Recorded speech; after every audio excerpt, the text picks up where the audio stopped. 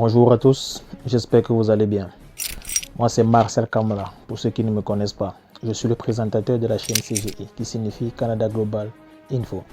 Sur cette chaîne, nous parlons d'immigration, plus principalement d'immigration au Canada. Si le thème de cette chaîne vous intéresse, alors abonnez-vous et surtout n'oubliez pas d'activer les cloches de notification, la cloche de notification pour être informé de tous mes prochains contenus. Aujourd'hui, je vais échanger avec vous mon parcours. Je vais échanger avec vous tous les échecs que j'ai eus avant de me rendre ici au Canada. Ceux qui me suivent depuis longtemps sur la chaîne savent que c'est pas ici que j'ai commencé. Et ils ont vu en fait l'évolution. Donc avec vous sur cette chaîne, je vais partager avec vous tous les échecs que j'ai eus dans le passé. Parce que c'est bien beau de voir ceux qui sont déjà ici, de vous parler du voyage et tout. Mais d'après moi, beaucoup de ces personnes ne vous parlent pas des échecs qu'ils ont traversés et comment est-ce qu'ils ont fait pour résoudre cela. Donc moi, personnellement, dans cette vidéo, je vais partager avec vous tous les échecs que j'ai eu avant d'avoir mon visa, avant d'avoir mon permis. Donc je vais partager avec vous par quoi est-ce que je suis passé, avec qui est-ce que je travaillais, qu'est-ce que je faisais en ce moment, comment est-ce que la personne gérait avec moi et après les échecs, qu'est-ce que j'ai fait lors de mes échecs, qu'est-ce que j'ai fait après et comment est-ce que j'ai fait pour améliorer la demande au fur et à mesure. Et à la fin, quel est le permis pour lequel j'ai opté selon les études et tout. Donc, sans plus tarder, on va passer au vif du sujet. Mais avant, je tenais à rappeler que cette vidéo est faite dans un cadre de motivation parce que beaucoup de personnes continuent à recevoir des motifs de refus et beaucoup sont découragés ou même beaucoup lâchent prise facilement. Donc, cette vidéo s'inscrit dans un cadre purement motivateur et c'est ça en fait. Donc, c'est pour vous donner de la force et savoir que la situation par laquelle vous passez, beaucoup de personnes sont passées par là, moi y compris, je suis passé par là. Donc, tenez bon, ne lâchez pas prise aussi facilement et dites-vous que c'est soit le Canada, soit rien. Déjà, c'est ce que moi je me disais, c'est soit le Canada, soit rien. Si je pars pas là-bas, je reste moi dans mon pays d'origine. Donc les amis, sans plus tarder, nous allons passer au vif du sujet.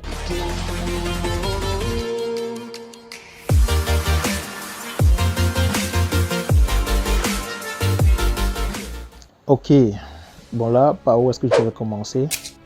Moi, je vais prendre pour ordre chronologique mes études. Je commence à arriver au Canada depuis que j'ai mon baccalauréat. Donc, depuis que j'ai mon baccalauréat, parce que moi j'ai mon baccalauréat en 2015. Voilà, j'ai mon baccalauréat en 2015. Donc, depuis 2015, quand j'ai commencé ma première année universitaire, je me disais que le seul pays qui m'intéressait, c'était le Canada. Donc, moi, je voulais toujours immigrer au Canada. Donc, du coup, sachant cela, il fallait que je fréquente d'abord normalement à l'université parce que je savais que je ne devais pas entrer à l'université au Canada. Je n'allais pas pouvoir entrer à l'université au Canada avec juste mon baccalauréat. Donc du coup, je fais ma première année, j'ai fait première année en filière mathématiques. Ensuite, je laisse tomber la mathématique. Je n'ai pas fait l'informatique parce qu'à l'époque, c'était l'informatique qui me passionnait. J'aimais beaucoup l'informatique. Donc, je laisse tomber la filière mathématique, sachant qu'il n'y a pas beaucoup d'opportunités avec cette filière. Je laisse tomber ma première année en mathématiques. J'attends l'année prochaine pour commencer la nouvelle année avec la filière ou le programme qui m'intéresse le plus, qui était l'informatique. Donc, du coup, j'entre dans une nouvelle filière professionnelle informatique. Donc, dès la première année, j'ai déjà pour intention de voyager après ma licence. J'ai déjà l'intention de voyager après ma licence. Donc, du coup, je demande à mon professeur, à l'un de mes professeurs de génie logiciel, parce que bien évidemment, ma filière était génie logiciel. Je demande à l'un de mes professeurs quelle note est-ce qu'il faut pour entrer à l'université à l'extérieur du pays. Université au Canada ou bien aux États-Unis ou bien en Europe, je ne sais pas trop. Le professeur me répond qu'il faut au minimum 14 en licence. Donc du coup, sachant donc qu'il me fallait 14, j'ai travaillé comme un malade.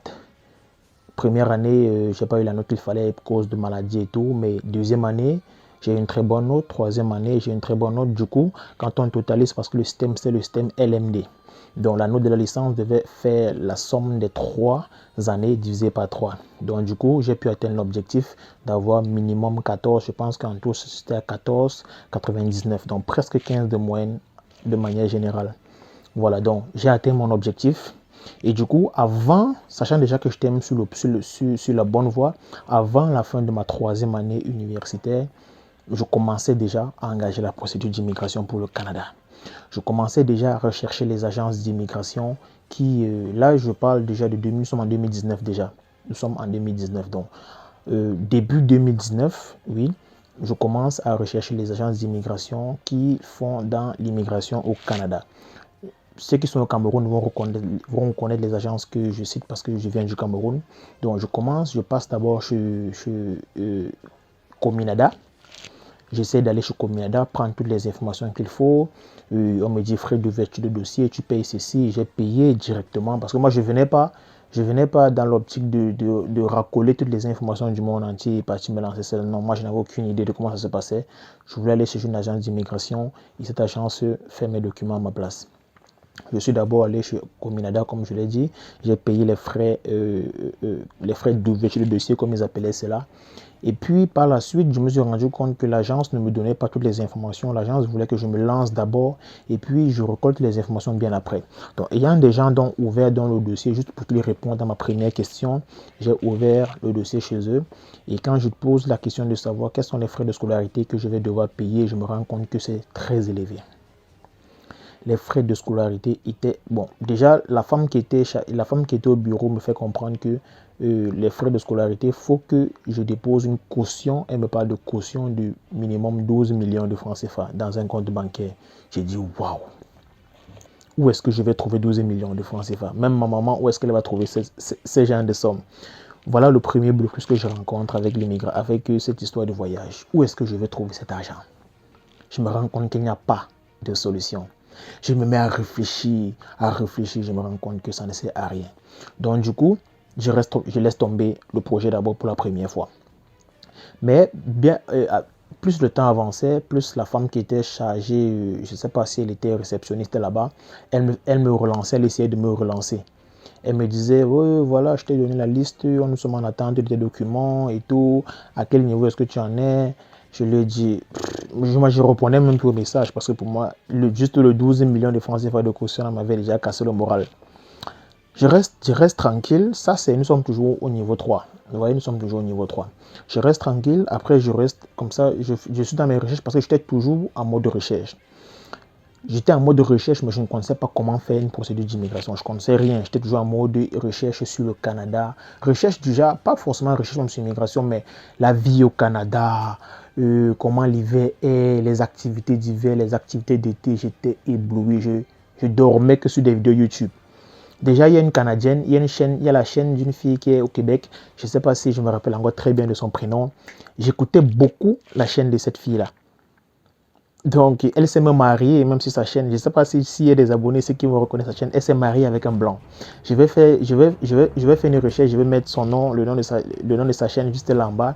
Si par hasard elle tombe sur cette vidéo, qu'elle sache que moi qui suis là aujourd'hui, j'ai beaucoup regardé ces vidéos et grâce à ces vidéos, pas qu'elle m'a forcément inspiré sur le plan scolaire, mais grâce à ces vidéos, j'avais tellement envie d'arriver au Canada que je ne savais pas par où passer en fait. Donc j'étais constamment sur sa chaîne, essayer de regarder. Je me suis abonné du premier coup. Je dis bien depuis le niveau 3. Nous sommes en 2019 quand j'étais au niveau 3. Donc voilà donc le niveau 3 qui termine. Le niveau 3 qui termine, il y a soutenance et tout. Avant même que le niveau 3 ne termine, si je me rappelle bien, oui, je n'étais pas resté toute une année sans rien faire. Vous voyez, je suis allé vers une autre agence. L'agence là s'appelle Immigration Efficace. Ils sont au niveau de, je ne sais pas si je vais faire la publicité, mais Immigration Efficace, oui. J'ai eu le contact toujours sur YouTube. Toujours pas des recherches sur YouTube. Une fois que j'ai vu le consultant même, directement j'ai contacté la structure, j'ai pris rendez-vous. Je n'étais pas là pour tout réfléchir. Directement, je suis allé une fois. J'ai dit comment ça se passe ici et tout, comment est-ce qu'il faut payer pour immigrer. Bon, celle qui me reçoit me fait comprendre d'abord que bon, tu dois d'abord ouvrir le dossier en payant une telle somme d'argent. Bien évidemment, moi, ça ne me dérangeait pas. Moi, je voulais immigrer. Je n'étais pas dans les détails qu'il fallait. Oh, pourquoi est-ce qu'on doit payer? Non, moi, j'ai payé directement l'ouverture du dossier. Ensuite, elle m'a donné une fiche que je devais remplir. Et par la suite, les modalités qui devaient suivre. J'ai pris la fiche, je suis rentré à la maison voir ma maman. Je lui ai dit que voilà ce que l'agence là demande et et qu'est-ce qu'il faut exactement, comment est-ce qu'on va faire exactement. Déjà, le montant que l'agence demandait n'était pas très énorme que le montant de Cominada par exemple, parce que déjà Cominada ne m'avait même pas déjà dit combien est-ce que je devais payer, mais il sentait que ça devait être très lourd. Je sentais que ça devait être très lourd. Moi voici donc au niveau de immigration efficace, en train de me lancer dans la procédure avec immigration efficace. Donc directement, la femme me fait comprendre que pour avoir l'admission, il faut payer telle somme d'argent. Et par la suite, pour la procédure du visa, tu vas payer telle modalité. Et une fois que tu voyages, quand tu arrives, tu vas payer telle modalité. Si cette femme voit cette vidéo, elle va se rappeler de notre conversation. Donc du coup, quand elle me demandait aussi quel bac j'ai eu, je lui disais que j'ai eu un bac C, un baccalauréat scientifique. Elle me disait, oh c'est très bien et tout, et tout, et tout. J'ai dit ok. Et puis la première chose que l'entreprise fait qui ne me plaît pas du tout, bien évidemment j'ai souscrit parce que moi je venais pas poser des questions de manière inutile, un peu comme je sais beaucoup de personnes qui posent des questions juste pour poser. Si vous posez assez de questions, ça sous-entend que vous voulez vous lancer. Et donc, lancez-vous après. Ne posez pas juste des questions. C'est vrai que les questions sont faites pour ceux qui veulent avoir plus d'informations. Mais moi, j'avais pas besoin qu'on me flatte comme un enfant juste pour que je me lance. Moi, je savais déjà ce que je voulais. Donc, bref. Je suis là avec la femme, je cause avec elle et puis je souscris à la fiche, je paye le montant qu'il faut payer pour commencer à avoir l'admission. Bien évidemment, ils m'ont obtenu une admission ici toujours au CCNB parce que présentement moi je suis à Bathurst, je suis au Nouveau-Brunswick pour ceux qui me posent chaque fois les questions dans les commentaires, oh tu es où et tout. Je suis au Nouveau-Brunswick dans la ville de Bathurst, d'ailleurs j'en viens dans les minutes qui arrivent. Donc c'est ça, je paye le premier montant. Moi, je lui ai dit clairement que je vais venir au Canada faire informatique.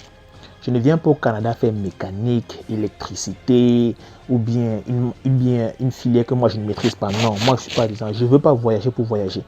Je veux voyager et partir faire ce que j'aime faire ou ce que je veux faire. Je précise bien cela avec elle. Ce qui m'énerve donc, c'est que la première admission que l'agence m'obtient n'a rien à voir avec l'informatique. C'était un truc, si je me rappelle bien, c'était un truc qui faisait rapport avec l'électricité. Bon, peut-être pour eux, c'était que bon, comme j'ai un baccalauréat C, je vais vite m'adapter, je vais m'en sortir. Mais moi, je ne voulais pas ça. Je ne voulais pas ça. Et donc, je ne connaissais pas encore la pension de l'école. Voilà un autre blocus qui arrive. Je ne connaissais pas la scolarité de l'école. Donc, quand l'admission sort, il m'envoie l'admission, que voilà l'admission qui est disponible, c'est pour tel programme, 2 ans, et la scolarité, tu vas payer ceci. Waouh, je voyais les prix seulement en dollars canadiens. Je n'avais pas encore converti le prix en francs CFA. Déjà, l'agence ne m'avait pas dit clairement ce que je devais payer comme pension. Vous voyez, il ne m'avait pas dit ce que je devais payer comme pension. J'ai découvert tout cela sur l'admission en lisant attentivement l'admission. Je me rends compte que la pension m'amène dans les 9 millions. Waouh. Hormis ce que je dois payer à l'agence, je suis à 9 millions. Je montre cela à la maman est dépassée et dit on va prendre l'argent. Et bien on va prendre l'argent. On va vendre qui? On va vendre qui pour que tu puisses voyager et partir fréquenter ici? Mais mon cerveau chauffe. J'ai dit mon cerveau chauffe. Donc je reste comme ça, je m'ai réfléchi. J'ai déjà payé pour l'admission-ci, une admission que je ne vais pas utiliser. Je fais comprendre à l'agence que non, moi je veux pas l'électricité et tout, je veux pas faire ce genre de programme. J'ai dit depuis que je veux faire un programme d'informatique, c'est juste l'informatique que moi je vais faire.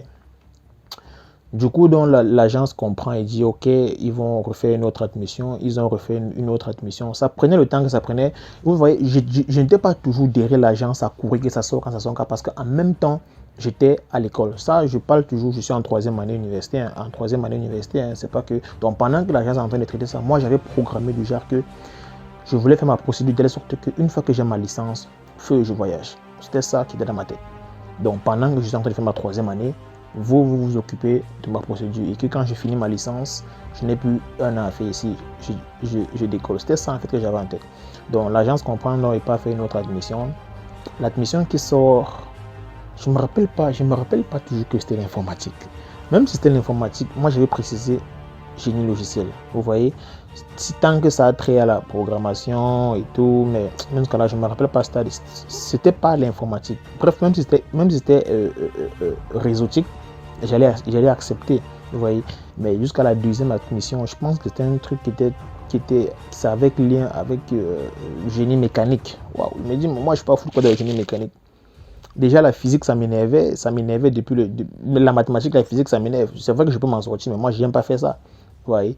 Donc du coup, c'est donc là que je laisse tomber l'entreprise, sachant de plus que j'allais prendre la maman devait prendre l'argent ou payer la pension et il n'y avait pas moyen en tout cas.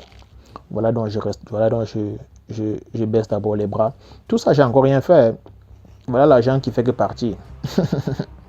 Voilà. Je continue à fréquenter jusqu'à ce que ma maman un jour vienne me dire à la maison que voilà, j'ai mon ami que tu connais, ma copine que tu connais, elle a sa fille, la meilleure amie de sa fille. Tu vois, la meilleure amie de sa fille s'est mariée avec une personne qui est au Canada. Et cette personne, c'est un consultant réglementaire en immigration. Il vit au Québec, donc il fait les gens voyager aussi. Je dis, ah ok, maintenant on fait comment? On laisse l'autre agence qu'on a engagée là-bas là, et puis on part ici. Elle dit oui, lui il est constant et puis il est déjà là-bas. Il saura comment faire directement. Je dis ok, moi j'ai pas de problème. Directement on appelle, je demande l'adresse de l'entreprise, de la personne, du consultant. Automatiquement, quand je rentre des classes, ça c'était toujours en troisième année. Là, c'était déjà vers la fin, ça c'était vers fin troisième année déjà. Donc, du coup, directement, j'arrive à l'agence du consultant. Je vois ses bureaux, je pars au bureau, on me reçoit, je pose des questions et tout. On me répond bien et je rentre à la maison, rentre compte à la maman et puis je les laisse causer entre eux.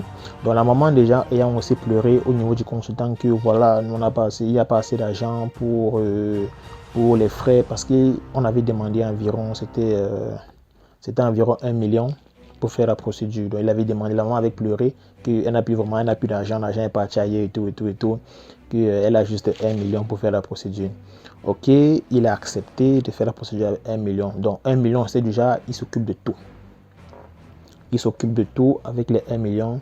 Et quand le visa sort, nous j'ai le billet d'avion pour partir. C'était de ça qu'il était question. Donc du coup, la maman directement, comme chez nous on n'aime pas ça l'action, ouais. Chez nous on n'aime pas ça l'action. La règle du trop d'analyse paralyse que j'aime beaucoup dire à mes amis. D'ailleurs, s'ils voient ces vidéos, ils vont voir, ils vont sourire un peu. J'aime utiliser cette règle du trop d'analyse paralyse. Donc quand tu veux faire un truc, hop, tu le fais et puis tu passes dessus. Donc c'est comme ça, tout comme moi, quand il fallait que je paye un truc, je le faisais. S'il fallait que j'aille voir quelqu'un, automatiquement, le même jour que j'ai pris contact avec lui, je peux me déplacer pour aller le voir. Après donc avoir parlé de ça avec la maman, et la maman contacte le consultant et puis elle verse les 1 million qu'il fallait. Le consultant reçoit et puis la procédure est engagée. Première étape, lui, comme il était au Québec, il me faisait les admissions pour le Québec. Je ne vais pas citer les écoles, mais il m'a trouvé une admission en informatique déjà, dans un cégep au Québec. Oui, j'étais content parce que c'était exactement le programme que je voulais faire et tout. J'étais déjà sur la bonne voie, quoi. Et une fois là, il y avait des moments, il faisait appel à nous, on partait dans son bureau pour essayer, il nous posait des questions sur, parce qu'il il envisageait déjà la demande de visa sur les ressources qu'on avait et tout. Il nous avait convaincu que non, ça devait bien se passer. Je rappelle, c'est un constant réglementaire en immigration, voilà. Et les agences où je passais, c'était des constants réglementaires en immigration. Voilà. Donc, il nous rassure que non, ça va aller, ça va être bien fait et tout. On lui donne toute la confiance qu'il faut et puis on reste tranquille. La première admission, l'école a répondu assez rapidement, disons ça a fait maximum 1 mois, l'école a sorti l'admission, automatiquement le CAQ, il a fait cela assez rapidement, pas forcément besoin, on n'a pas forcément eu du long document du CAQ pour continuer la procédure, mais par la suite tout est sorti, tout ce qui concerne le CAQ est sorti, voilà. Donc je pense que la première demande, il le fait en août. Voilà, parce que je dis c'est fin niveau 3. Donc la première admission, on obtient cela en août-septembre. Voilà. Donc déjà quand on a déjà soutenu, nous sommes en pleine soutenance et tout. Et puis on a fini avec la soutenance en fait. Donc mon admission est disponible. Il est en train de faire le CAQ sort. Et puis on arrive à l'étape du visa.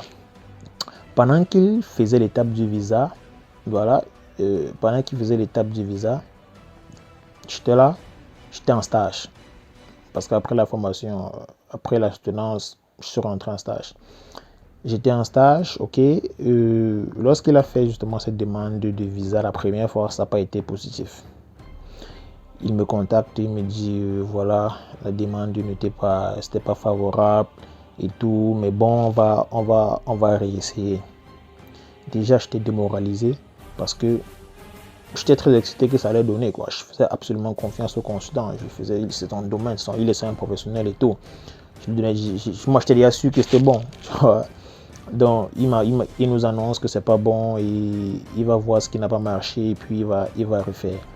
On dit ok, on a patienté.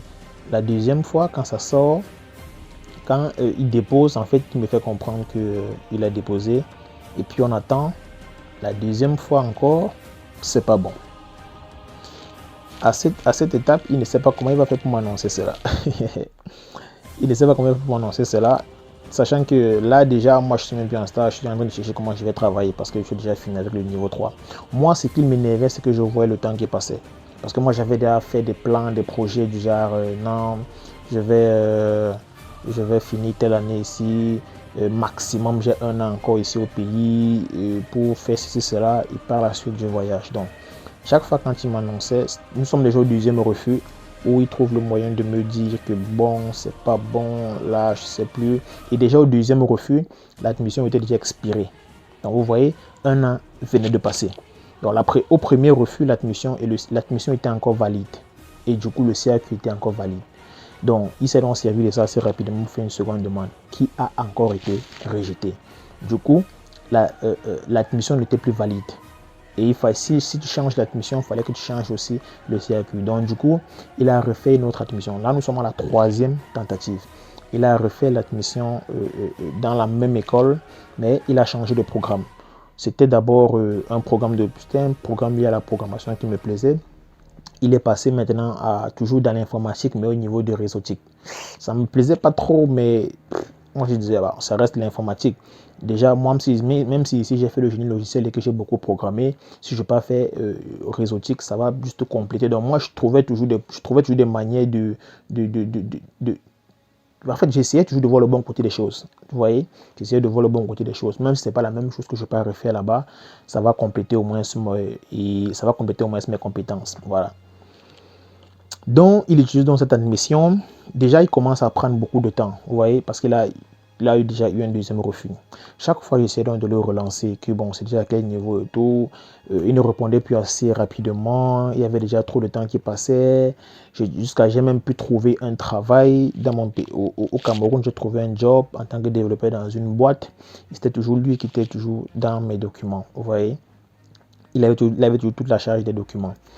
Maintenant, à la troisième tentative, donc vu qu'il a obtenu l'admission, il a rapidement fait le CAQ. On n'a même pas utilisé toute la lettre, tous les détails du CAQ. Il fallait juste un numéro. On pouvait juste utiliser un numéro, vous voyez, pour avancer avec la procédure. Donc, il a obtenu ce numéro assez rapidement. Et puis, arrivé à l'étape du visa, maintenant, on travaillait en collaboration. Vous voyez, c'était plus que moi, je ne gérais plus avec son agence. Je dealais directement avec lui. Donc, il m'envoie tel document, je fais ceci, je le renvoie, il le retravaille, il me fait comprendre que bon, ok, regarde si c'est bon, je regarde si c'est bon. Je dis ceci tous les documents. D'un côté, ça m'a permis de comprendre exactement comment est-ce que les consultants en immigration travaillent et je me suis rendu compte que ce n'est pas, c'est pas un truc assez extra. Ouais, j'ai eu l'ouverture sur tous les documents qu'il devait fournir. Il m'a tout montré et tout. Ce qui favorisait encore bien plus la confiance. Ouais. Donc, c'était un peu ça. On travaillait par mail. Il travaille, il m'envoie, je reçois, je modifie. Et si c'est là, je l'envoie, il améliore avant de déposer. Il me remonte. Je check encore tout et tout et tout et tout. Voilà, on a fait comme ça sur toute la dernière procédure.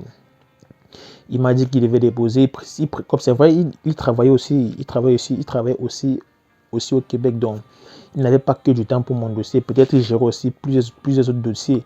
Donc peut-être deux fois je pouvais avoir une réponse et puis prendre du temps pour me répondre parce qu'il était peut-être occupé à faire son job et il avait d'autres dossiers aussi à gérer. Nous voici donc qui déposons pour la troisième fois. je me mets à prier. Je me mets à prier. Je prie tous les jours. Tous les jours, je prie en espérant que ma demande soit positive. Déjà, j'avais déjà eu un contrat de travail et tout. Je travaillais déjà dans mon pays. Ouais, j'étais plus un nouvel étudiant. Je partais déjà presque. Bon, c'est vrai, c'était pas encore un an, mais disons déjà 5 mois de travail à temps. Un vrai travail en tout cas, à temps plein. Donc, une fois qu'on a déposé la demande, si je me rappelle bien, ça devait être avant que le Covid-19 ne commence. Avant que Corona ne frappe fort et mette tout le monde en confinement. Si je me rappelle bien, ça devait être le 12 mars. Voilà. Non, le 12 mars, c'est le jour où je reçois la réponse de l'immigration. Mais avant ça, on a déposé on avait déposé avant le 12 mars. Donc ça devait être quelque part en février. Donc, aussitôt qu'on a déposé la demande n'a même pas fait. Je dis bien, la demande n'a même pas fait ça n'a pas fait plus de 1 mois et demi. Donc, la demande n'a même pas fait 2 mois en fait. Et puis j'ai reçu une réponse. Et lui m'avait déjà dit à l'avance que non, si on dépose une demande de visa peut-être le 1er janvier, si le 1er février tu as une réponse, sache que cette réponse est négative. Si même le 1er mars tu reçois une réponse, ne sois pas sûr que c'est une très bonne réponse. Ça peut être peut-être un document qui manque, qui va prolonger la demande, peut-être c'est aussi un refus. Donc, c'est quand les 2 premiers mois après ta demande sont passés que tu peux commencer un peu à avoir confiance à ton dossier. Que non, mon dossier est sur la bonne voie et jusqu'à là, s'ils n'ont pas encore détecté un truc de mauvais, c'est que mon dossier est sur la bonne voie en tout cas. Donc, je disais, donc mon dossier n'a même pas fait 2 mois. J'ai reçu automatiquement un refus. Et le refus, en fait, c'était plusieurs motifs. On ne comprenait absolument rien du Québec. Le Québec a dit, je ne suis pas convaincu de ceci, je ne suis pas convaincu. J'ai dit, il y avait au moins ces 6 motifs de refus. Et puis le gars a simplement dit, ça s'en sert rien, les gars, ils exagèrent. Vraiment, le gouvernement du Québec exagère. Des raisons qui ne sont même pas fondées, qui n'ont aucun sens. Rien. Il m'a suggéré qu'on entame une procédure, je ne sais pas comment ils appellent ça, une procédure avec des avocats pour demander plus d'informations sur comment la demande a été traitée. Mais en même temps, quand tu engages ce genre de processus, rassure-toi pour réussir dans cela, c'est très compliqué, l'ami. Autant mieux prendre ton refus que tu as obtenu et partir et essayer d'améliorer cela et faire une nouvelle demande que du paix. Parce que non seulement cette procédure-là va te prendre assez de temps et à la fin, tu n'es même pas sûr que tu vas aboutir. Justement parce que là, c'est ta parole contre l'autre parole. Vous voyez donc, ça prend le temps, ça va d'abord prendre assez de temps et à la fin, tu n'es même pas sûr que tu vas gagner ça. Voilà donc, ainsi donc, j'ai mon 3e refus. Je dis bien, le 3e refus de visa. Du coup, donc, le mec se décourage. Le gars se décourage. Moi, je reste tranquille. J'ai mal. Si je me à cette époque, j'ai informé. À cette époque, je contacte ma copine. Je lui envoie un message. Je lui dis le truc a été refusé encore. Elle essaie de vouloir me consoler comme elle peut. Mais moi, je m'étais déjà consolé. Avant de l'annoncer, la nouvelle, moi, je m'étais consolé à fond. Donc, j'ai annoncé aussi parce que il fallait pas qu'elle reste comme ça et puis elle me dise que ton truc est sorti, ça fait comment et tout. C'est vrai qu'on dit quand tu ne dis rien, on sait que c'est pas bon. Mais moi, étant déjà sur mon poste de travail, il m'a envoyé la nouvelle, il m'a envoyé la lettre de refus. J'ai pris connaissance et tout. J'ai pris connaissance. Après, je lui ai dit que bon, on va faire comment. Il a dit qu'il va engager la procédure pour demander plus d'informations. Après, il s'est retiré doucement. Mais moi, je ne suis pas resté comme ça. J'ai pas dit aussi que je baisse les bras totalement. Parce que là, je suis déjà au 3e refus.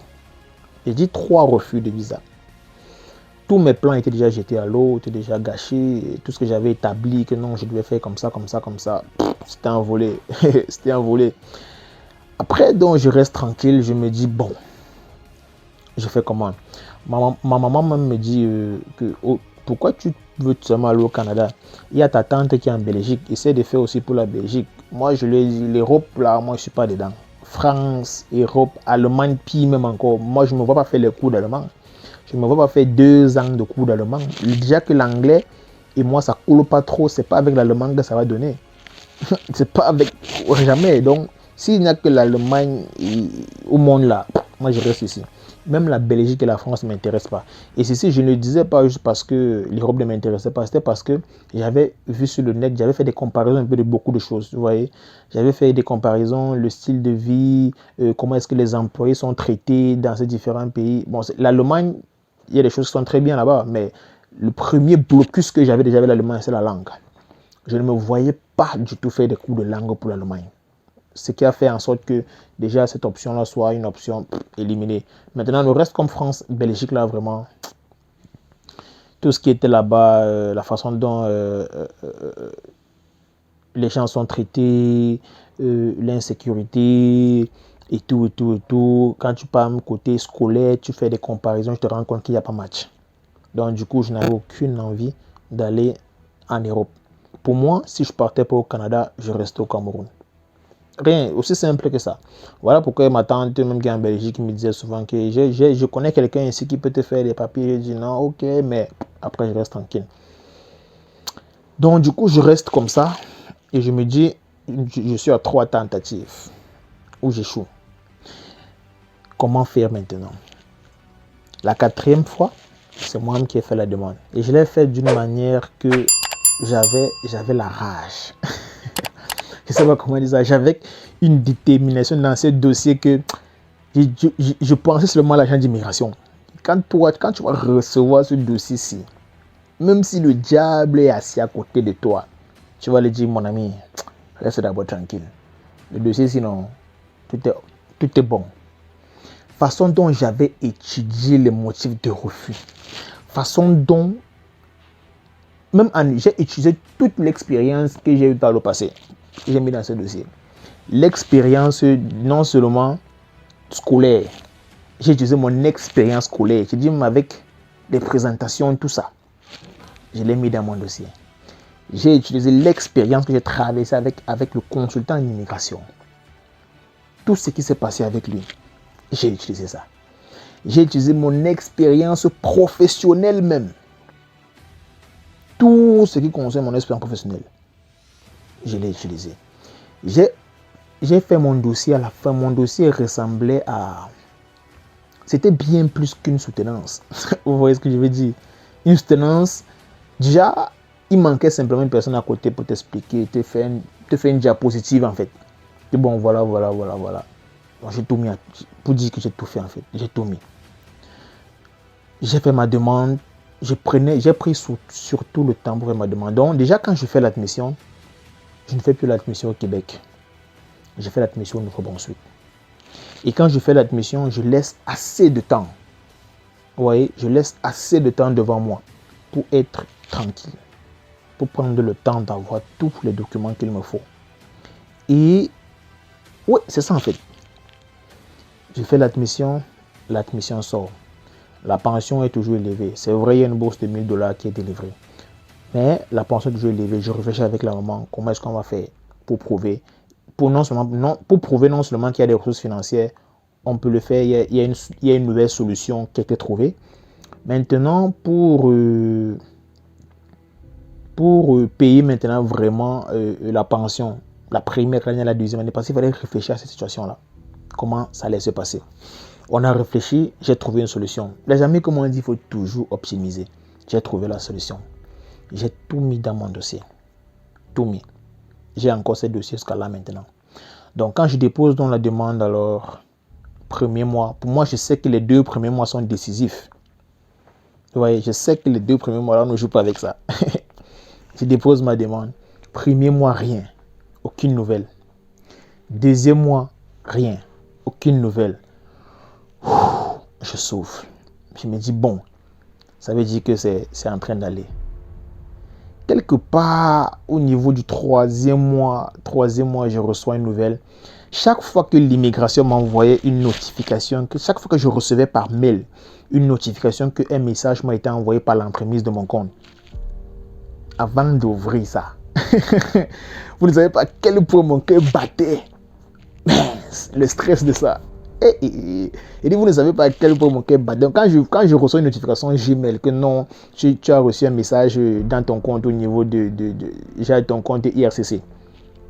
Quand je me connecte, avant de passer dans la notification là, je ne sais pas quel nombre de prières je faisais d'abord. Donc vous voyez, je battais. Mais en même temps, au fond de mon truc, il me disait que non, tu as déjà fait 2 mois sans nouvelles. Ça, c'est une bonne nouvelle. Du coup, avant d'ouvrir le document, parce que moi, j'étais fatigué déjà d'ouvrir des PDF et de voir, je ne suis pas convaincu de que nous sommes ravis de savoir que vous vous intéressez au Canada et tout, mais malheureusement, j'étais fatigué de lire cette phrase-là. Fatigué. Je voulais lire un truc de différent. Donc, quand j'ouvre ce PDF, si les premiers mots sont pareils que les autres que j'ai déjà lus par le passé là, c'était la mort. Donc du coup, j'ouvre le PDF devant moi, j'ai les yeux fermés. Quand je commence à lire, déjà je ne lis même pas la première phrase. Je ne vais pas lire les points, les bullet points qui sont sur en bas pour dire je ne suis pas convaincu de ceci, je ne suis pas convaincu. Je regarde d'abord s'il y a ça. Donc je commence en bas. Je commence en bas avant de lire cette lettre là. Je me rends compte qu'il n'y a pas ça. Je souffle. Je me dis non, c'est bon. Je ne vais pas maintenant aller au premier, je vais pas me donner les premiers titres maintenant. Où on me demande de partir faire les tests, les examens médicaux. Là, je comprends que non, c'est bon. Mais c'est bon, mais tout n'est pas fait.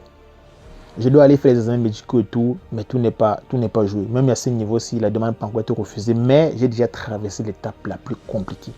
C'était de ça qu'il s'agissait. J'ai traversé l'étape la plus compliquée. Donc, je pars donc faire les examens médicaux et tout. Voilà comment je commence à me diriger vers la bonne voie. J'ai fait les examens, j'envoie les résultats. Quelques semaines après, il m'a envoyé une nouvelle lettre. Déjà, j'avais plus trop peur d'ouvrir les demandes. J'avais plus trop peur d'ouvrir les PDF.